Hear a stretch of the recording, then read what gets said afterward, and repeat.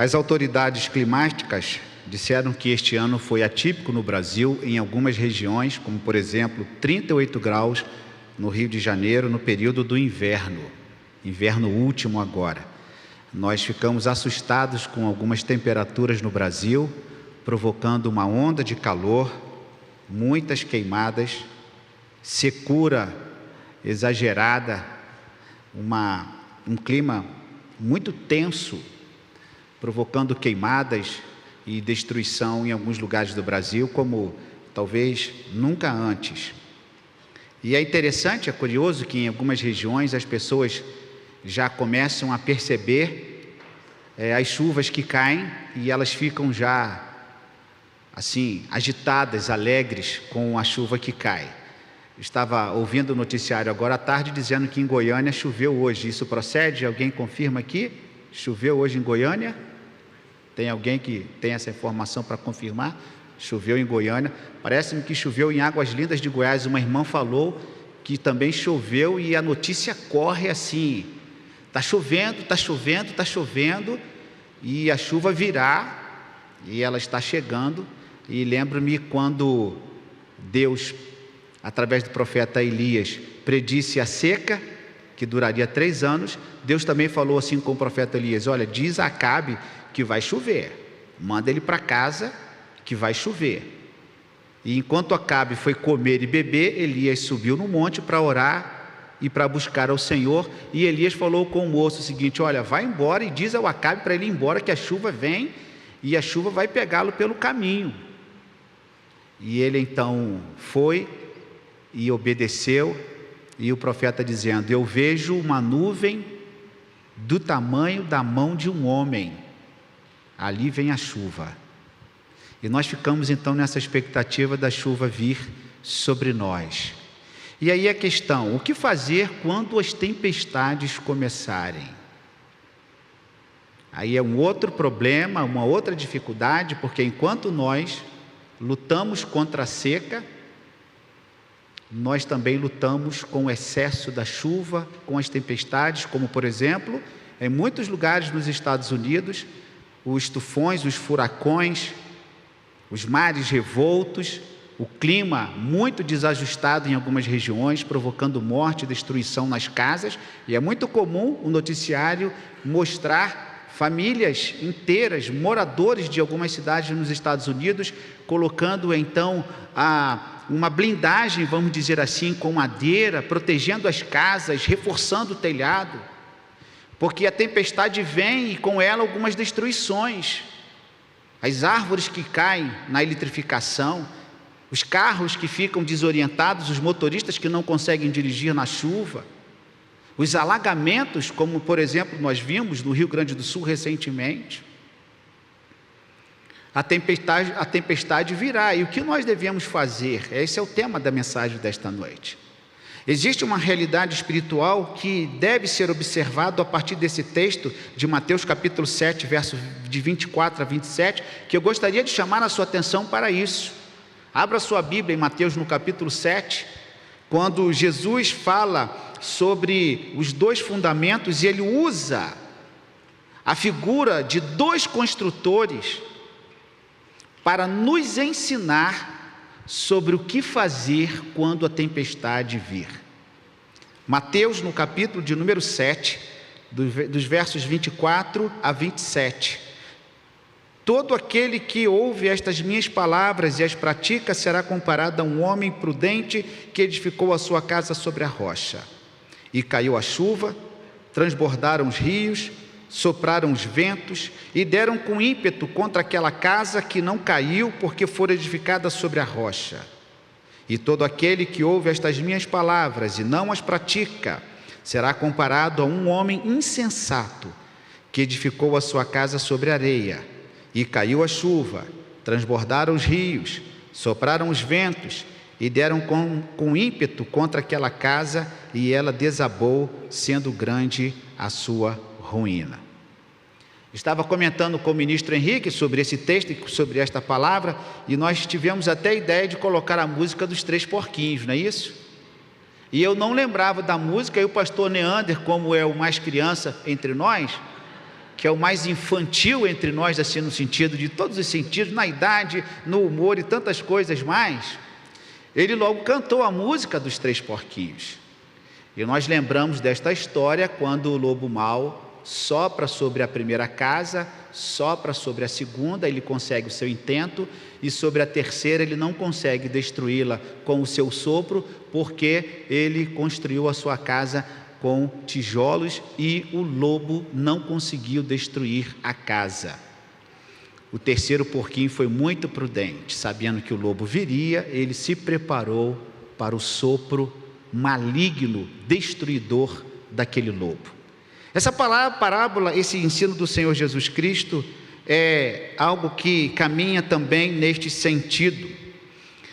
É interessante notar que este é o final do Sermão do Monte.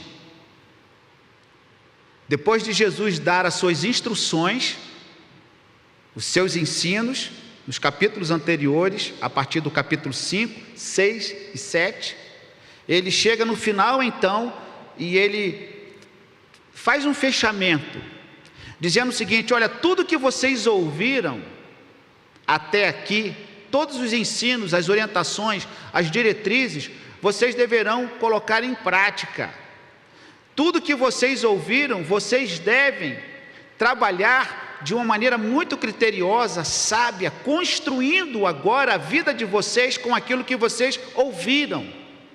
Vocês ouviram, absorveram toda esta teoria, toda esta prática, sentados no monte, pelos barcos, pelas aldeias, em todos os lugares, a multidão que caminhava ouvindo o que Jesus estava a dizer. E quando ele então desce do monte, ele diz assim: agora vocês vão colocar em prática, vocês irão construir a vida de vocês sobre aquilo que vocês estão ouvindo.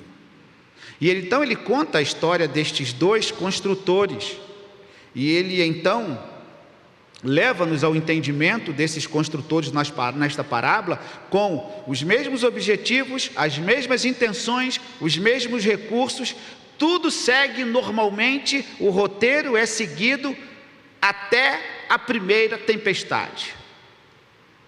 Tudo vai muito bem, até o resultado, o desfecho, quando a tempestade vem.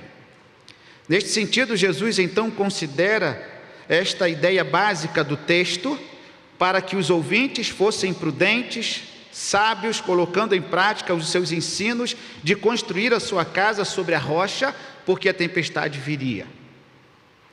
Irmãos, esse texto, ele pode ser interpretado de várias maneiras. Eu estava lendo alguns comentários, e há alguns comentários variados a respeito desse texto, e é um texto riquíssimo, que pode ser aplicado de várias maneiras, mas a principal lição que nós aprendemos aqui neste texto, pode não estar claro aqui a intenção de Jesus, mas o que ele está dizendo é o seguinte: no final da sua vida, quando você partir para a eternidade, onde você colocou e depositou a sua fé, onde você construiu a sua vida.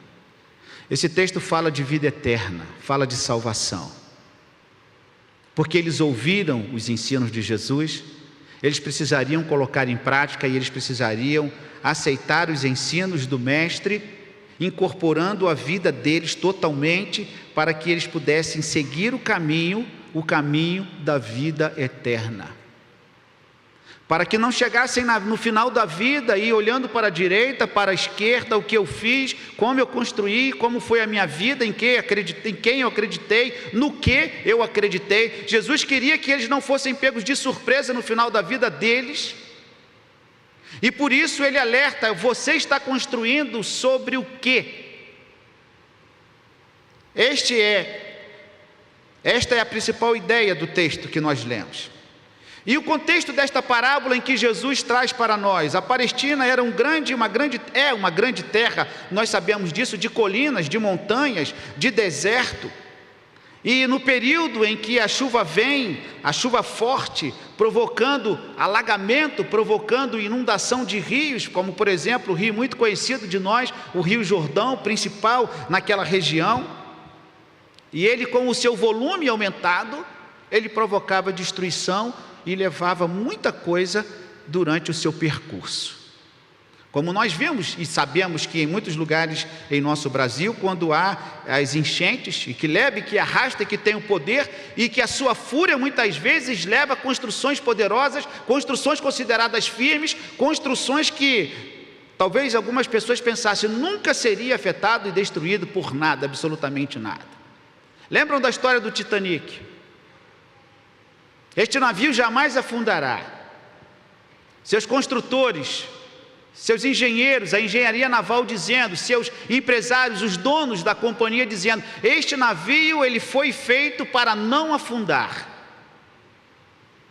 E para surpresa, aquele navio que foi considerado naquela época o mais seguro, ele afundou. Este é o contexto da parábola. Jesus entendia muito a respeito do aspecto da construção, ele tinha conhecimento a respeito disso e faz esta descrição, para que as pessoas pudessem entender essa dinâmica do seu ensino para colocá-lo em prática.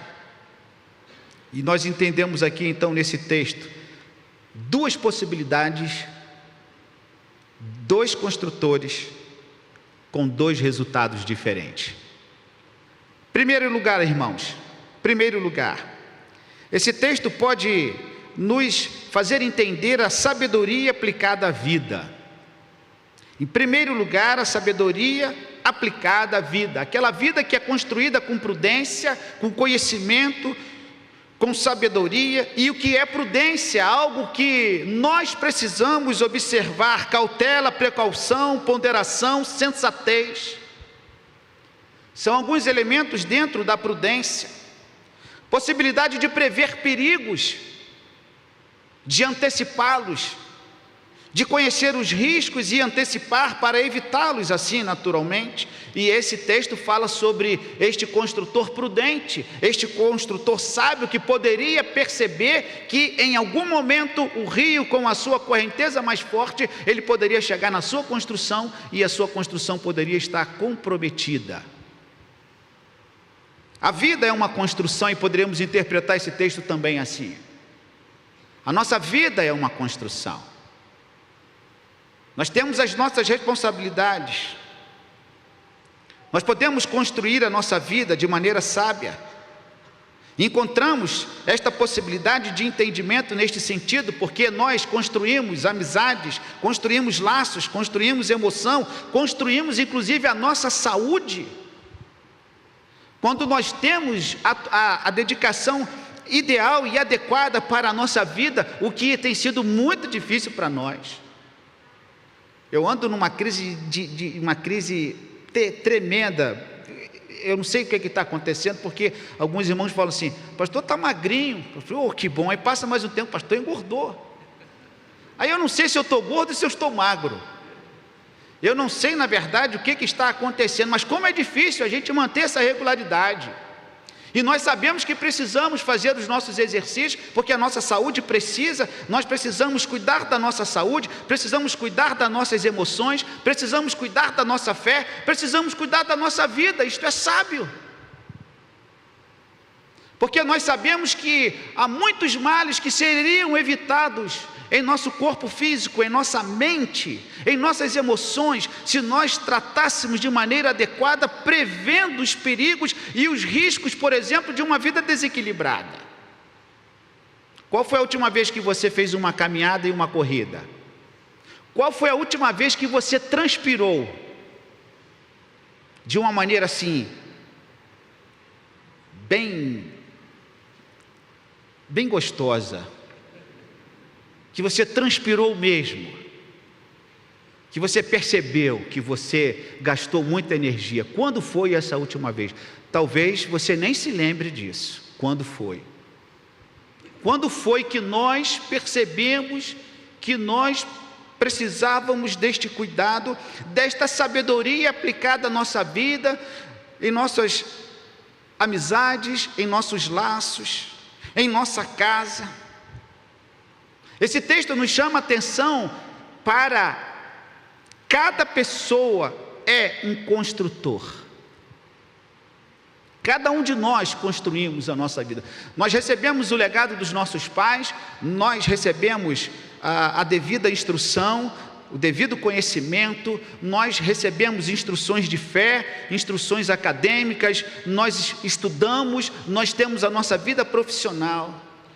Nós estamos construindo a nossa vida, isso é muito importante. Nós somos construtores e somos responsáveis por esta construção. Chega um momento em nossa vida que nós precisaremos assumir o controle da nossa vida, como construtor principal da nossa história, da nossa trajetória, e nós levamos um tempo para construir. Em especial os nossos adolescentes, os nossos jovens. Não se constrói uma vida da noite para o dia. Você não vai dormir e acordar no outro dia, muito bem, agora eu cresci, agora eu amadureci. Não, não é assim. Agora eu estou apto para a vida, agora ninguém vai mexer comigo. Não, não é assim. É um processo de construção, de investimento. Daquilo que nós ouvimos e vamos colecionando em nossa mente, em nosso coração, observando experiências, observando comportamentos, assim como nós olhamos para o tempo numa postura climática, quando as nuvens formam as chuvas, nós também começamos a perceber a vida com seus perigos. E aí, quando cheguei aqui em Brasília, há 5 anos, muitas pessoas falando comigo: pastor, cuidado com a primeira chuva, porque o carro desliza. Cuidado com a primeira chuva, porque o óleo que está nas pistas, com a primeira chuva, ele faz deslizar os carros. E já sabendo disso, a gente vai com cautela, a gente vai com prudência. A natureza dá os seus sinais, a vida dá os seus sinais, a vida nos mostra os perigos. E a sabedoria aplicada à nossa vida nos faz prever os perigos, os riscos e, consequentemente, nos livrar.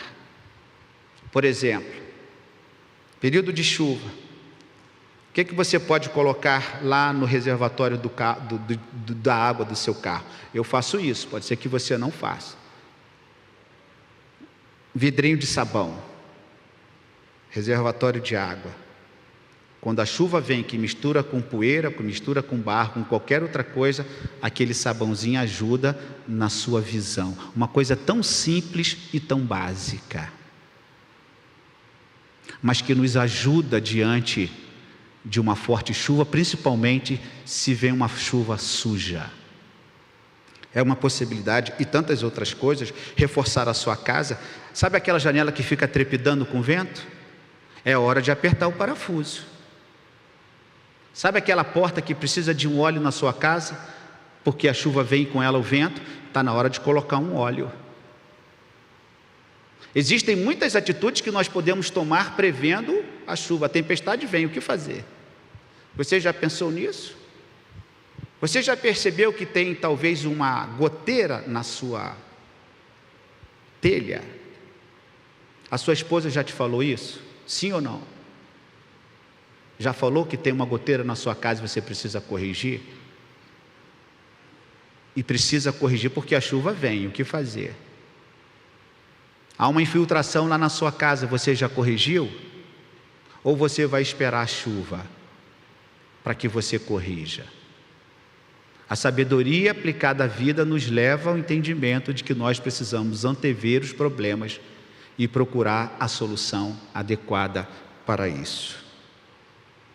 Os imprudentes são responsáveis por muitas desordens e perigos, como, por exemplo, aquele imprudente que não coloca uma focinheira no seu cão brabo, violento, mordedor. O prudente coloca, e ele pode sair com o seu cão, que as pessoas estarão protegidas e elas não sofrerão dano caso aquele cão, em algum momento, ele pratique uma ação de violência contra alguém. Uma criança que corre, uma bicicleta que passa, nós estamos protegidos por aquela focinheira naquele cão brabo. Podemos utilizar isso em tantas coisas, mas em segundo lugar, além da sabedoria aplicada à vida, como estamos construindo as nossas bases? Como nós estamos construindo as nossas bases. Quando você pensa numa construção, obviamente, você pensa em dinheiro na área, você pensa em projetos, você pensa na mão de obra, os profissionais, todos aqueles que farão parte de uma obra, a parte elétrica, a hidráulica, o acabamento, a pintura. Nós temos os mapas, nós temos os projetos, nós temos as plantas, nós pensamos em tantas coisas, a mão de obra, coisas básicas que uma obra precisa.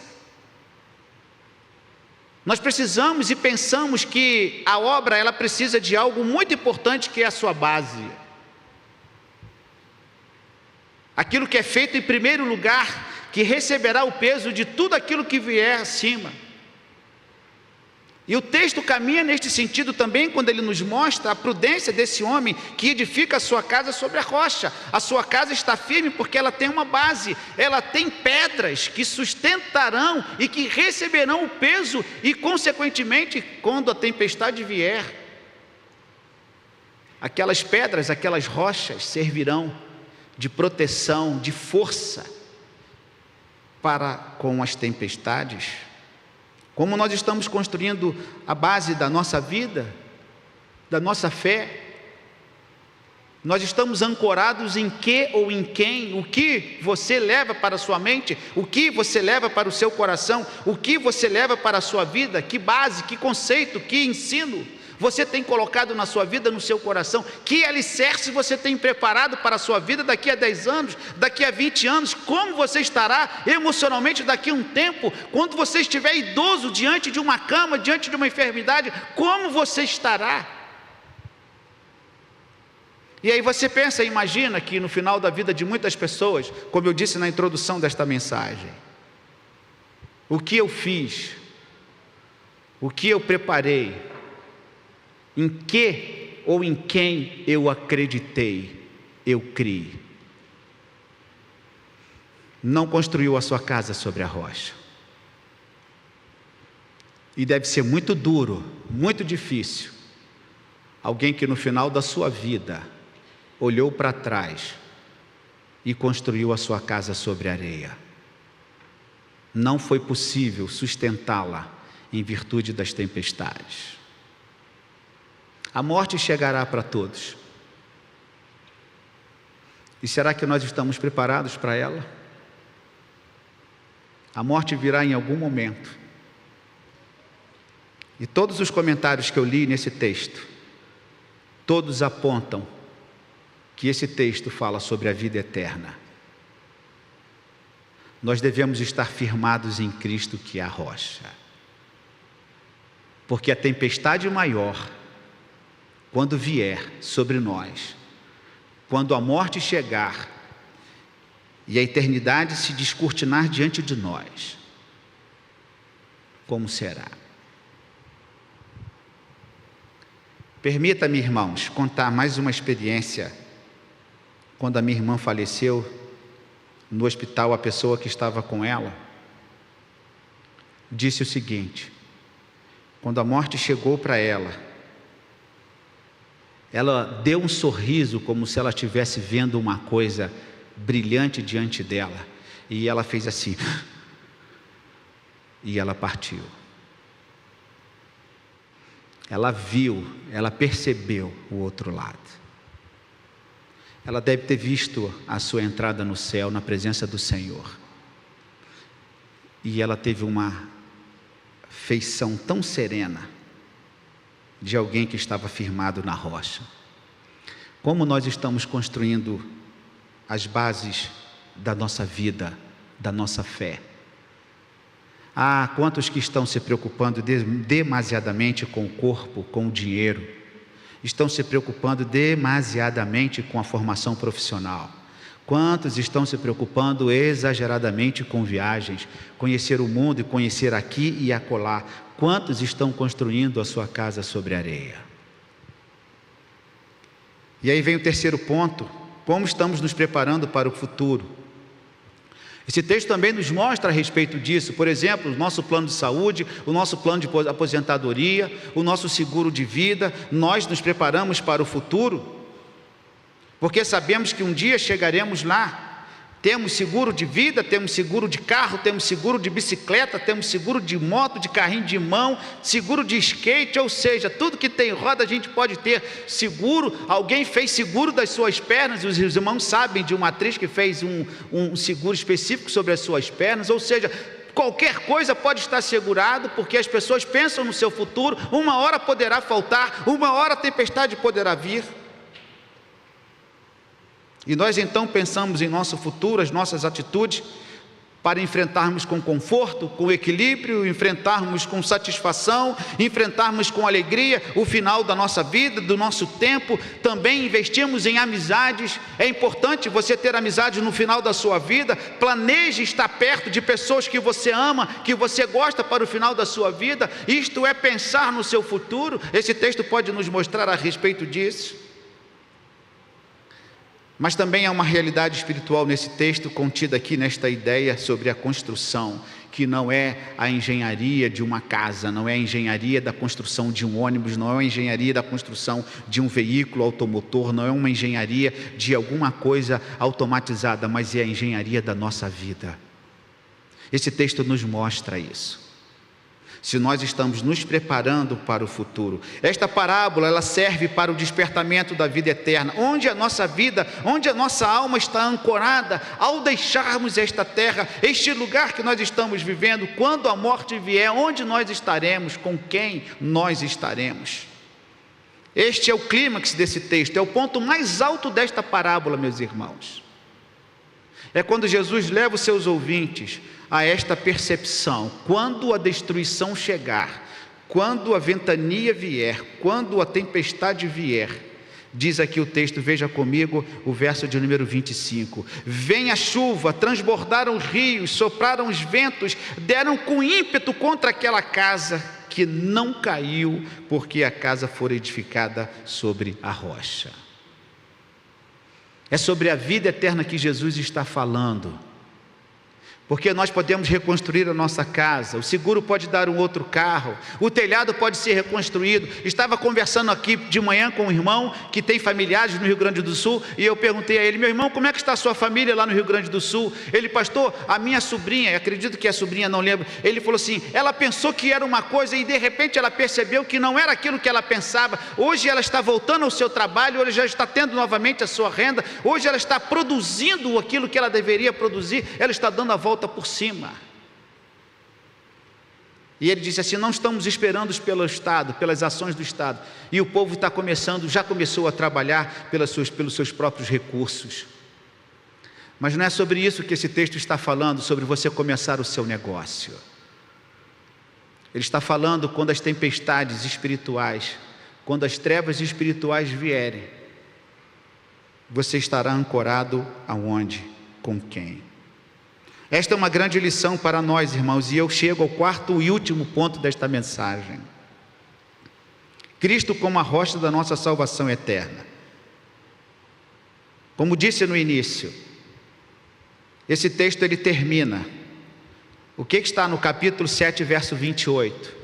Você tem a Bíblia na revista e atualizada? Se a sua versão é a versão revista e atualizada, você vai ter o fim do sermão do monte. E logo em seguida vem o que? Capítulo 8. A cura de um leproso. Ou seja, ele termina o sermão, ele orienta, ele fala e diz assim: vocês vão construir a sua vida sobre a rocha. E a Bíblia fala quem é essa rocha. Abra sua Bíblia nesse texto que eu quero passar para o irmão. 1 Pedro capítulo 2, verso 4. Na verdade, o que Jesus está querendo nos dizer sobre a rocha. Primeira carta de Pedro no capítulo 2. Olha que interessante, meus irmãos. Olha que interessante o capítulo 2. 1 Pedro capítulo 2, verso de número 1. Despojando-vos, portanto, de toda maldade, e dolo, hipocrisias e invejas, e de toda sorte de maledicências, desejai ardentemente, como crianças recém-nascidas, o genuíno leite espiritual, para que por ele vos seja dado crescimento para a salvação, se é que já tendes a experiência de que o Senhor é bondoso, chegando-vos para ele, o quê? A pedra que vive, rejeitada sim pelos homens, mas para com Deus eleita e preciosa. Também vós mesmos, como pedras que vivem, sois edificados casa espiritual para ser de sacerdócio santo, a fim de oferecer de sacrifícios espirituais agradáveis a Deus por intermédio de Jesus Cristo.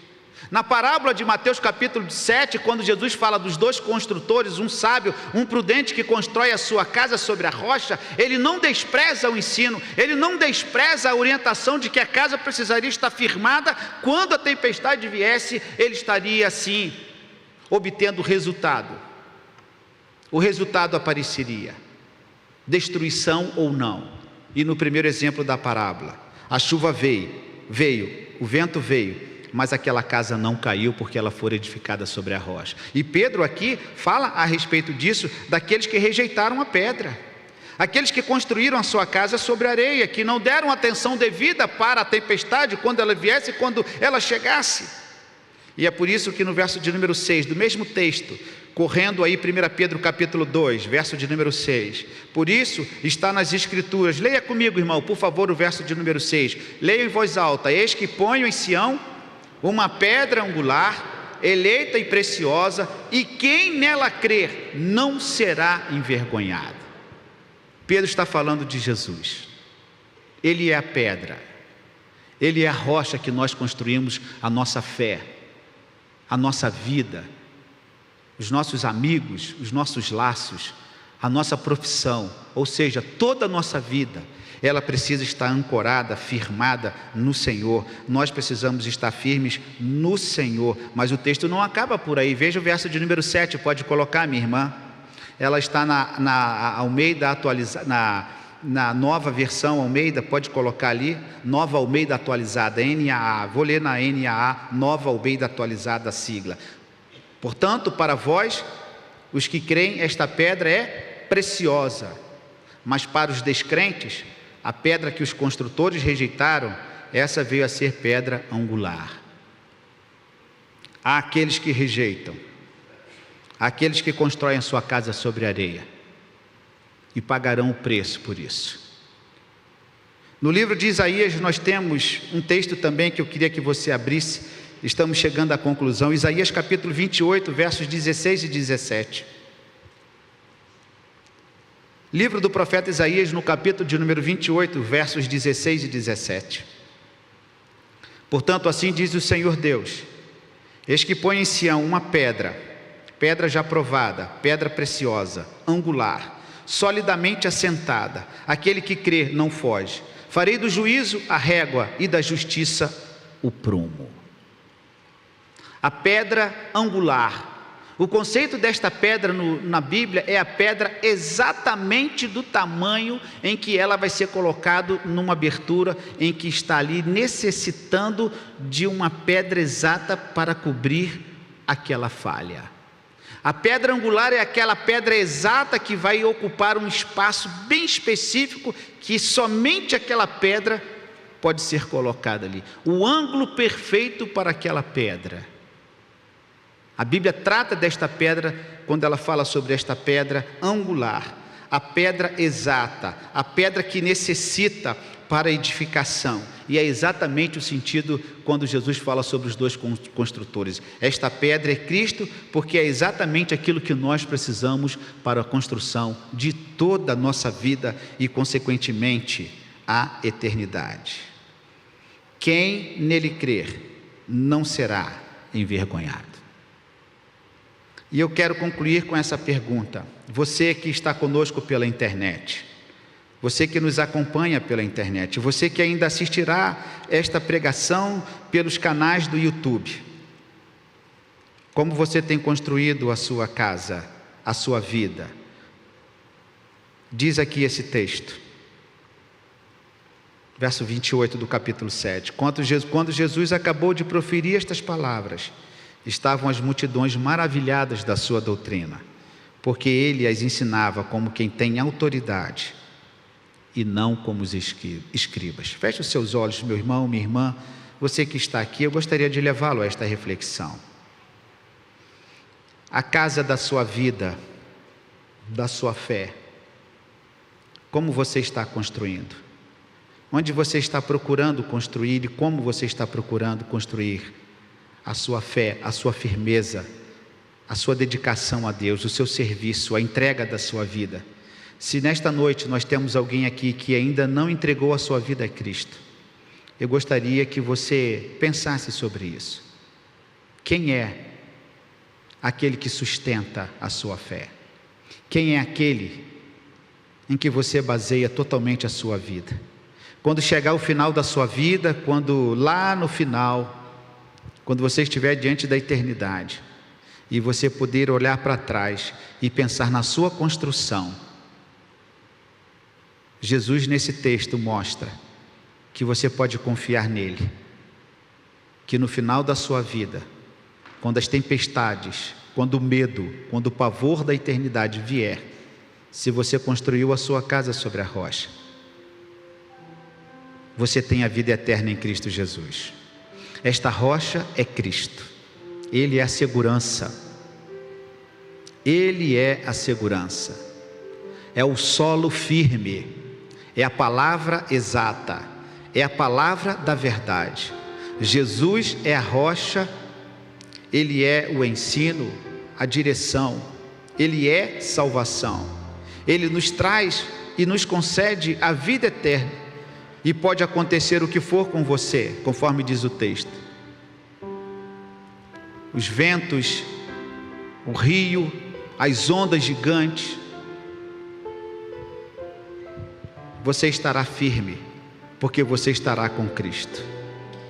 Esse texto pode também nos dizer que quando nós passarmos pelas lutas e pelas tempestades da vida, o Senhor poderá nos socorrer e poderemos passar por elas firmados no Senhor, ainda que percamos muita coisa, ainda que percamos a nossa própria vida, mas estaremos firmes no Senhor e receberemos do Senhor a vida eterna, na qual nós confiamos e entregamos e jamais seremos confundidos.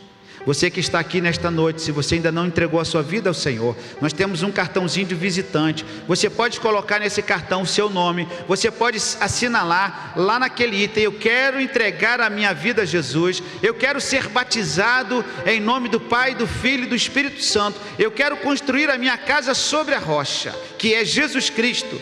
Você coloca no cartão, deposite ali na recepção, nós iremos entrar em contato com você e você será direcionado para continuar aprendendo sobre Jesus Cristo. Você que está conosco pela internet, confie no Senhor, renove a sua fé neste Cristo que é a rocha. Você talvez esteja passando pelas lutas e tempestades, talvez sobre a sua casa esteja vindo muitas tempestades, mas o Senhor está conosco. Ele é a nossa rocha, Ele é a nossa firmeza, Ele é a nossa certeza da vida eterna e de que Ele está conosco. Há um hino do cantor cristão, irmãos, que expressa muito esse texto: que alicerce tendes para construir, uma casa firme para resistir, grande tempestade que há de chegar, e a instável casa há de derrubar, nossa morada na roça está, firme e segura ela ficará, quando o temporal contra ela der, há de resistir e permanecer. Fiquemos todos de pé e cantemos com muita convicção este hino. Se você não conhece este hino, você cante, abra sua boca, cante a letra e louve ao Senhor e agradeça ao Senhor porque você está firme nessa rocha. Se você conhece este hino e já cantou esse hino a vida inteira, relembre agora e cante com fé e renove a sua força, o seu ânimo no Senhor, que é a nossa rocha.